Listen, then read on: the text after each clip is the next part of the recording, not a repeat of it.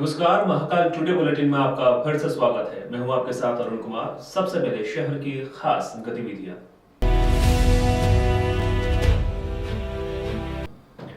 3 दिन पूर्व हुई पटेल नगर में हत्याकांड को आखिरकार पुलिस ने आज सुलझा लिया। पुलिस ने पहले ही दिन शंका जाहिर की थी कि कोई करीबी रिश्तेदार ने ही इस हत्याकांड को अंजाम दिया है। आखिरकार उस हत्यारे का पता चला। हत्यारा मृतक का मामेरा भाई ही निकला और वो जाते समय घर में चोरी भी कर गया। इस आधार पर पुलिस ने कॉल डिटेल, रिपोर्ट और नजदीकियों के बयान लिए। इस आधार पर हिमांशु के ममेरे भाई को गिरफ्तार कर पूछताछ की गई। पुलिस की पूछताछ में वो कुछ ही देर में टूट गया और हत्या करने की बात स्वीकार कर ली। एएसपी अमरेंद्र सिंह ने बताया कि शॉर्ट पीएम रिपोर्ट मिलने के बाद हमारी जांच में आसानी हो गई। इस आधार पर आरोपी के खिलाफ धारा 302, 201, 450, 380 के तहत केस दर्ज कर लिया गया है और जांच की गई। घटनास्थल का निरीक्षण करने के बाद ये साफ हो गया था कि हत्या किसी करीबी ने ही की है और हत्या करने वाला जाते समय घर से कुछ सामान चोरी करके ले गया है। पुलिस ने साइबर सेल की मदद ली। इसमें ये पता चला कि कोई करीबी रिश्तेदार घर आया था। पुलिस ने इस आधार पर ममेरे भाई को गिरफ्तार कर पूछताछ की तो उसने सच स्वीकार कर लिया। पुलिस के मुताबिक आरोपी युवक ने बताया कि हिमांशु आरोपी युवक के परिवार के साथ गाली गलौज कर अपमानित करता था और धमकियां देता था। उसने मौका पाकर 6 दिसंबर को रस्सी से गला घोंटकर हिमांशु की हत्या कर दी। शव को बाथरूम में पानी की टंकी के नीचे छिपाकर रख दिया। पुलिस ने युवक से हिमांशु का मोबाइल भी जब्त कर लिया है। आपको मालूम होगा थाना चिमनगंज थाना क्षेत्र में एक पटेल नगर में एक डेड बॉडी अपने ही घर में एक 22 साल के युवक की मिली थी और बाहर से लॉक बंद था और परिस्थितियां अनुसार किसी न किसी करीबी व्यक्ति के द्वारा ये घटना करने की आशंका थी। फिर पुलिस की टीमों ने जब इसमें काम किया और जो एविडेंस और पूछताछ हुई आसपास के लोगों से तो उससे स्पष्ट होकर निकल के आया है कि उसका जो कज़िन है उसके बुआ का लड़का है, मामा का लड़का मृतक है, मामा का लड़का जी मृतक। तो उसका जो कज़िन है उसके बुआ का लड़का है वही इसमें आरोपी निकला। बात सिर्फ इतनी थी कि इस जो मृतक है इसको 3 साल पहले इसी की रिपोर्ट पर जेल में गया था और तब से इनके बीच में चल रहा था और विवाद की स्थिति लगातार बनती रहती थी। उस दिन भी कुछ विवाद हुआ और उस दौरान उसने इनका गला घोटा। उज्जैन पुलिस महानिरीक्षक ने सालाना होने वाली इस परेड ग्राउंड में निरीक्षण किया। यहां पर पुलिस महानिरीक्षक संतोष कुमार सिंह ने निरीक्षण के बाद तमाम व्यवस्थाओं का जायजा लिया। आंसू गैस के गोले और अग्निशमन केंद्र की गाड़ियां ये सब दुरुस्त पाई गई। इसके बाद में एक सम्मेलन का आयोजन किया गया जिसमें कई विचार विमर्श हुए। उज्जैन के डीआरपी लाइन में उज्जैन जोन के पुलिस महानिदेशक संतोष कुमार सिंह ने सालाना निरीक्षण कर व्यवस्थाओं का जायजा लिया। निरीक्षण के लिए सुबह 9 बजे महानिदेशक पुलिस लाइन पर पहुंचे। सबसे पहले सलामी ली गई, जिसके बाद लाइन में विभिन्न शाखाओं का निरीक्षण किया गया।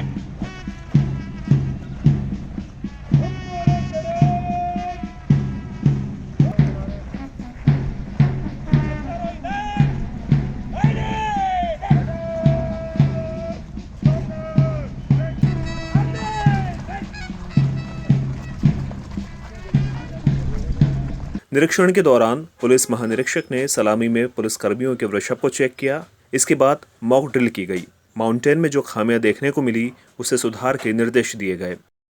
पुलिस व्यवस्थाओं में लगने वाले वाहनों को चेक किया गया और आवश्यक निर्देश भी दिए गए। पुलिस के कैमरे लगे वाहन का निरीक्षण भी किया गया और जानकारी ली गई। वाटर टैंक की क्षमता के बारे में भी महानिरीक्षक द्वारा जानकारियां ली गई। हालांकि पूरी व्यवस्था दुरुस्त पाई गई।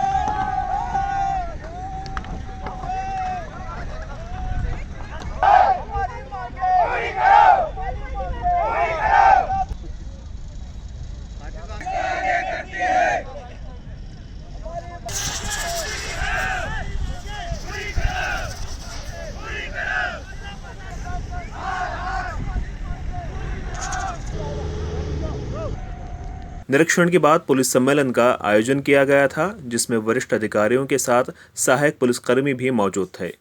इस दौरान एसपी सत्येंद्र कुमार शुक्ला ने बताया कि सांप्रदायिक भावना को भड़काने को लेकर करीब 15 लोगों को जेल भेजा है। महाकाल क्षेत्र में विस्तारीकरण के दौरान पुलिस ने कार्य योजना बनाकर मकानों को हटवाया। पंचायत चुनाव के लिए कार्य योजना तैयार की गई है। पुलिस सम्मेलन में जहरीली शराब कांड में शामिल निलंबित पुलिसकर्मी और नीलगंगा में डीएनडी मामले में न्याय की गुहार लगाई है। थाना देवास गेट से सर देखा गया है प्रत्येक थानों में बीट पार्टी के लिए मोटरसाइकिल पर्याप्त उपलब्ध नहीं है, जिसके कारण नाइट ड्यूटी डे पेट्रोलिंग में काफ़ी समस्या उत्पन्न होती है। पर्सनली गाड़ी से हम लोग पेट्रोलिंग करते हैं, अपना पेट्रोल देते हैं। तो सर आपसे निवेदन है कि बीट पार्टी के लिए आसूचना संकलन के अलावा बीट पार्टी के लिए मोटरसाइकिल प्रदाय करने की कृपा करें। धन्यवाद सर। उज्जैन जोन के महानिरीक्षक संतोष कुमार सिंह ने अपने अधीनस्थों को बेहतर काम करने के तरीके मंच से बताए। उन्होंने कहा कि आज हमने बेहतर काम किया है, हो सकता है कि दूसरे दिन और ज्यादा टास्क मिले। चुनौतियों को पूर्ण करने का मौका पुलिस में ही मिलता है। अपनी उपलब्धियों पर बैठना नहीं है, दिन प्रतिदिन तैयारियां करना पड़ेंगी। टीम का प्रत्येक सदस्य बेहतर काम करे, बीट सिस्टम को सुदृढ़ बनाए। थाने के जो टीआई करेंगे वो ही नीचे के कर्मचारी करेंगे। आईजी ने पुलिस कर्मियों को स्वास्थ्य के टिप भी दिए। ड्यूटी के साथ पुलिसकर्मी अपने परिवार के लिए समय निकाले। परिवार से मिलने पर तनाव कम होगा। यानी अपनी उपलब्धियों पे आराम से आप बैठ नहीं सकते। आपको दिन प्रतिदिन तैयारी करनी पड़ेगी, देखना पड़ेगा, समझना पड़ेगा। और हर स्तर पे इसमें लीडरशिप के मौके हैं, चाहे वो सब इंस्पेक्टर हो, चाहे बीट के हमारे अधिकारी कर्मचारी हो, चाहे थाना प्रभारी हो, चाहे डीएसपी साहिबान हो या उनके ऊपर के अधिकारी हो। हम सभी को कहीं ना कहीं अपने अंदर की जो क्षमता है, जो मादा है, जो काम करने की हमारी उत्साह की स्थिति है, उसको हम लगातार इसी नौकरी में दिखा सकते हैं। यानी चुनौतियां तो बहुत हैं, लेकिन संतुष्टि और मौके भी उतने ही हैं। अभी हमारे ऊपर है कि हम इन चुनौतियों को, इन मौकों को कैसे देखते हैं। इसमें जैसा होता है कि हमारी पुलिसिंग में कानून व्यवस्था की स्थिति से निपटने के लिए, फोर्स के डिस्ट्रीब्यूशन और फोर्स को पहुंचाने के लिए रक्षित केंद्र का आरआई जिसके इंचार्ज होते हैं, उसका एक बहुत महत्वपूर्ण रोल है। अनुशासन से लेके दिन प्रतिदिन के अभ्यासों से लेके सारी चीज़ें रक्षित केंद्र से संबंधित होती हैं। उन्हीं का अवलोकन किया गया। व्यवस्थाएँ फिलहाल संतोषजनक पाई गई। अभी हम अपने अधिकारी कर्मचारियों से एक सम्मेलन कर रहे हैं। वहाँ उनकी समस्याएं अगर कोई होंगी व्यक्तिगत या सामूहिक तौर पर, तो उसके संबंध में भी चर्चा की जाएगी। उनको अपनी ड्यूटीज़ के दौरान या कार्य करने के दौरान उनके घर परिवार से संबंधित कोई समस्या है तो उसका भी निराकरण करने का प्रयास किया जाए। महाकाल मंदिर के गर्भगृह में प्रवेश के लिए एक बार फिर से समय का परिवर्तन किया गया है। सवेरे 6 बजे से लेकर शाम 6:30 बजे तक आम श्रद्धालुओं के लिए गर्भगृह में दर्शन करने की व्यवस्थाएं की गई है। महाकाल मंदिर के गर्भगृह में अधिक से अधिक आम श्रद्धालुओं को दर्शन कराने के लिए मंदिर समिति प्रबंध समिति ने नई व्यवस्था की है। ये व्यवस्था मंगलवार से लागू की गई है। श्रद्धालुओं को महाकालेश्वर ज्योतिर्लिंग पर जल चढ़ाने के लिए तड़के की भस्म आरती के बाद सुबह 6 बजे से शाम 4:30 बजे तक गर्भगृह के द्वार खुले रखे जाएंगे। इस दौरान कोई भी श्रद्धालु गर्भगृह में जा सकेगा। उसे किसी तरह की रसीद नहीं कटाना पड़ेगी, लेकिन जिस दिन भीड़ अधिक होगी तब गर्भगृह में प्रवेश रोक दिया जाएगा, लेकिन तब ही रसीद कटाकर अंदर जा सकेंगे।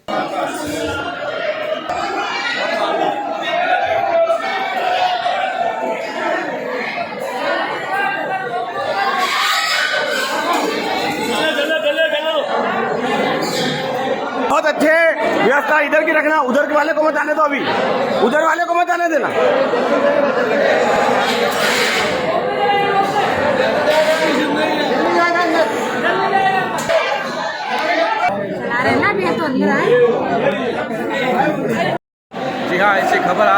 शायद 12 तारीख बाद खुले ना खुले, शिविर अच्छी चालू रहेगी। मगर बार बार गुजारिश हुई, मीडिया कर्मी ने प्रशासक महोदय से निवेदन किया कि जब भीड़ कम रहे तो दर्शनार्थियों, भक्तों को, आम दर्शनार्थियों को जो अपनी व्यवस्था के अनुसार अंदर दर्शन के लिए अनुमति प्रदान करें। शासन प्रशासन ने उस चीज़ को माना है और आज आम दर्शनार्थियों के लिए मंगलवार को गर्भगृह में स्पर्श पूजन के लिए खोल दिया गया है। इसके लिए बहुत बहुत साधुवाद और धन्यवाद। दर्शनार्थी बहुत प्रसन्न है। इसके अलावा शाम 4:30 बजे के बाद गर्भगृह में शयन आरती तक प्रवेश बंद रहेगा। पुजारी, पुरोहित और प्रोटोकॉल से गर्भगृह में 1500 रुपये की रसीद से दर्शन की व्यवस्था यथावत लागू रहेगी। पूजन सामग्री, प्रसाद, फूल आदि प्रतिबंधित होंगे। नई व्यवस्था से श्रद्धालु खुश हैं। आज मैं 3 दिन बाद बाबा का दर्शन किया। 3 दिन से दिल्ली से आया था। आज जो उनका दर्शन करके मन में अनुभूति हुई, प्रसन्न इतना हुआ कि मैं क्या अपने शब्दों में बता भी नहीं सकता। जय श्री महाकाल की जय। बंद रहता है और मंगलवार को आज खुला तो बाबा महाकाल के जितने भी श्रद्धालु उनको बहुत उत्सुकता और खुशी के साथ आनंद के एक अनुभव महसूस हो रहा है। और बाबा महाकाल से ये प्रार्थना है कि सब लोगों को अंदर से दर्शन हो, संतुष्ट होकर जाए, कोई भी यहाँ से निराशा होकर ना जाए। बाबा महाकाल की कृपा सब पे बनी रहे। जय श्री महाकाल। उज्जैन शहर के 54 वार्डों में चल रहे विकास कार्यों के पहिए जाम से हो गए हैं। बिल्डर एसोसिएशन की एक मीटिंग के बाद में ये बताया गया है कि 2 साल से नगर निगम ने उनका भुगतान नहीं किया है। इसके बाद में सभी 54 वार्डों के विकास कार्यों को रोक दिया गया है। उज्जैन नगर निगम के ठेकेदार भुगतान नहीं मिलने के कारण इतने आक्रोशित हैं कि 2 दिन पहले बैठक में निर्णय लेकर नगर निगम में चल रहे सभी निर्माण कार्यों को बंद करने का निर्णय लिया है। अध्यक्ष नीलेश अग्रवाल ने बताया कि शहर के 54 वार्डों में 100 से अधिक निर्माण कार्य शहर के विकास के लिए चल रहे हैं।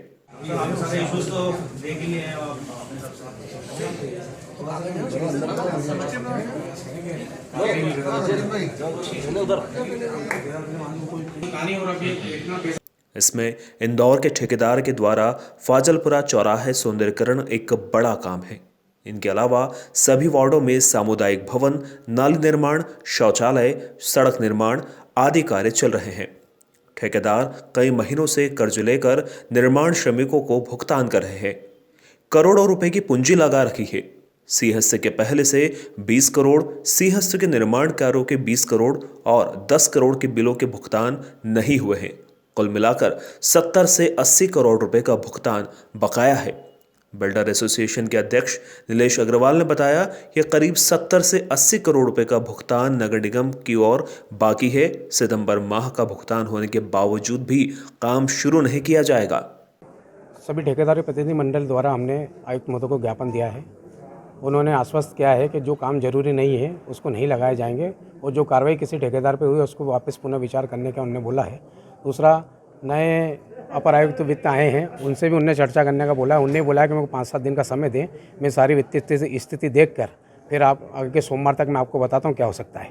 सितंबर माह का आयुक्त महोदय दिया है कि और भुगतान करेंगे, शासन से पैसा बुलवा के और भुगतान की मांग उनने बोला है की जाएगी। आपके ठेकेदार हैं, कितना पेमेंट बाकी है? कम से कम 120 ठेकेदार हैं और 70 से 80 करोड़ रुपया ठेकेदारों का बाकी है। अभी आप काम चालू करेंगे? अभी कोई भी ठेकेदार काम प्रारंभ करने की स्थिति में नहीं है।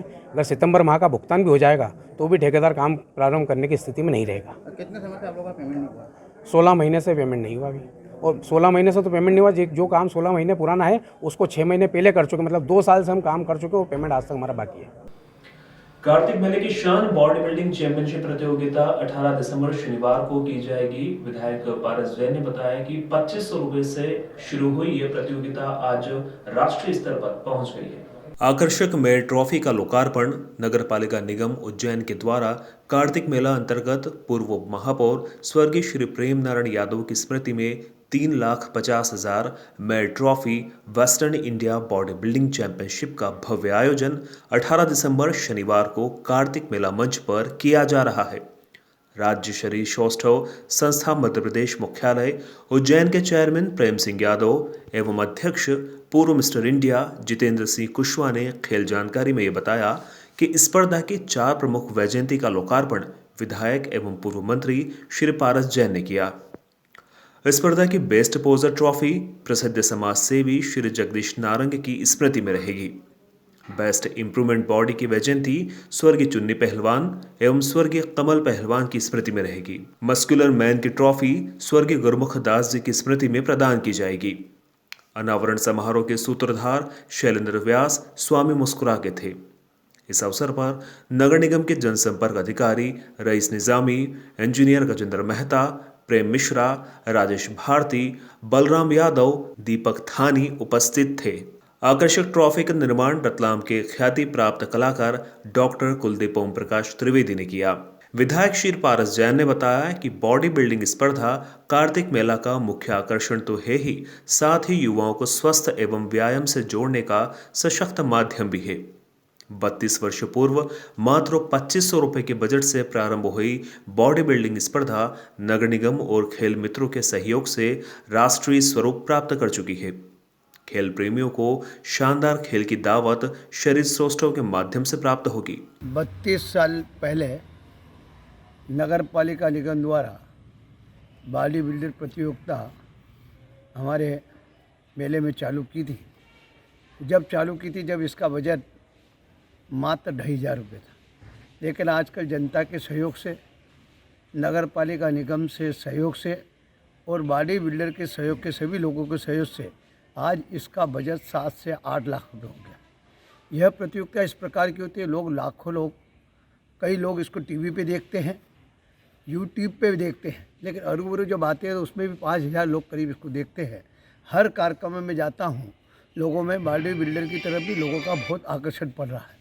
उज्जैन हमारा जो सेंटर है, एक तरीके से सभी खेलों के लिए सेंटर है, चाहे वो बॉडी बिल्डर हो, चाहे वो कुश्ती हो, चाहे जिम्नास्ट हो, सभी प्रकार की मलखम तो हमारा इंटरनेशनल जैसे कैम हो गया है। इसलिए ये प्रकृति नगर पालिका निगम और सब लोग मिलकर इसको करते हैं, जिसमें हमारे आदरणीय मुस्कुरा के प्रेम सिंह जी और इनके पूरे मित्र मंडल लोग और मेहता जी और सब लोग मिलकर इस कार्यक्रम करते हैं। इनको मैं अपनी ओर से बधाई देना चाहिए। जो पौधा 32 साल पहले लगाया था, आज वो वट वृक्ष के रूप में खड़ा होकर पूरे मध्य प्रदेश के अंदर का पूरे लोग आते हैं टूर्नामेंट में इसमें भाग लेने, और बहुत अच्छा टूर्नामेंट होता है। अभी भी ये टूर्नामेंट होने जा रहा है। भारत के खिलाड़ी भी आते हैं, नेशनल के खिलाड़ी, इंटरनेशनल के अलग अलग वेट के हिसाब से होता है। ऐसी अद्वितीय प्रतियोगिता होती है। जो आते हैं उनको भी मैं बधाई देता हूँ। जिस कार्यक्रम का आयोजन कर रहे हैं उनको भी मेरी ओर से बहुत बहुत बधाई और बहुत बहुत शुभकामनाएं।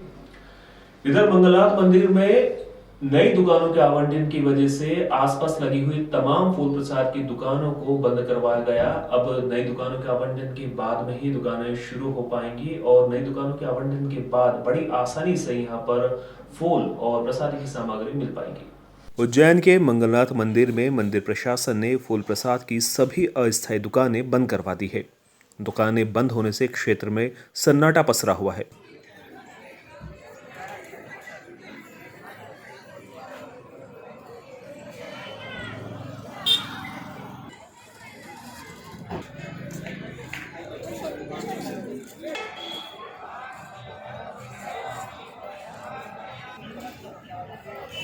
दरअसल मंदिर समिति द्वारा मंदिर परिसर में नई दुकानें, स्थायी दुकानें बनाई गई हैं। इन्हीं दुकानों का आवंटन किया जा रहा है। मंगलनाथ मंदिर में मंगलवार को पूजन अर्चन का विशेष महत्व है। ऐसे में श्रद्धालुओं को फूल प्रसाद नहीं मिल पा रहा है। हालांकि अब नई दुकानों के आवंटन के बाद ही श्रद्धालुओं को फूल प्रसाद आसानी से मिल सकेगा। विश्व प्रसिद्ध ज्योतिर्लिंग बाबा महाकाल को आज सुबह तड़के 4 बजे भस्मीभूत किया गया। सबसे पहले बाबा को हरिओम जल चढ़ाया गया। उसके बाद में भस्मीभूत करने के बाद तमाम श्रद्धालु बाबा की एक झलक पाने के लिए ललायत नजर आए। रोज सुबह होने वाली बाबा महाकाल की भस्मारती में आज तड़के बाबा महाकाल को भस्मीभूत किया गया। भस्मारती के दौरान पूरे मंदिर परिसर में बाबा के जयकारे गूंजते रहे। 12 ज्योतिर्लिंगों में से एक विश्व प्रसिद्ध राजाधिराज बाबा महाकाल के दरबार में आज सुबह तड़के 4 बजे बाबा की भस्मारती की गई। भस्मारती के पूर्व बाबा महाकाल को हरिओम जल चढ़ाया गया। हरिओम जल चढ़ाने के पश्चात राजाधिराज बाबा महाकाल को भस्म अर्पण की गई।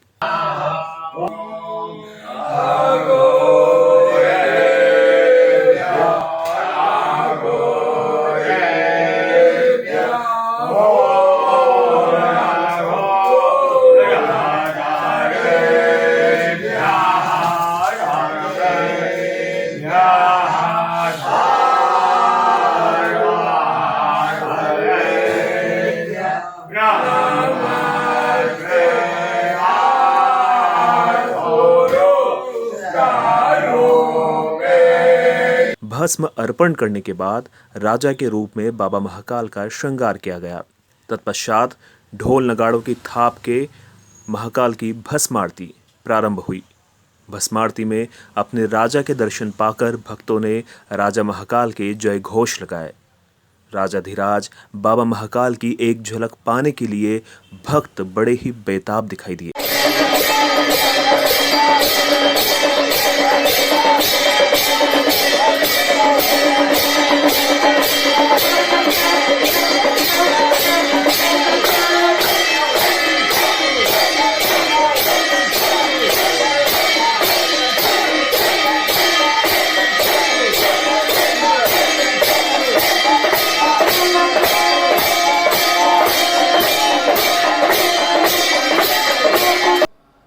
बुलेटिन के इस अंक में फिलहाल इतना ही। आप चलते रहिए महाकाल टुडे के साथ।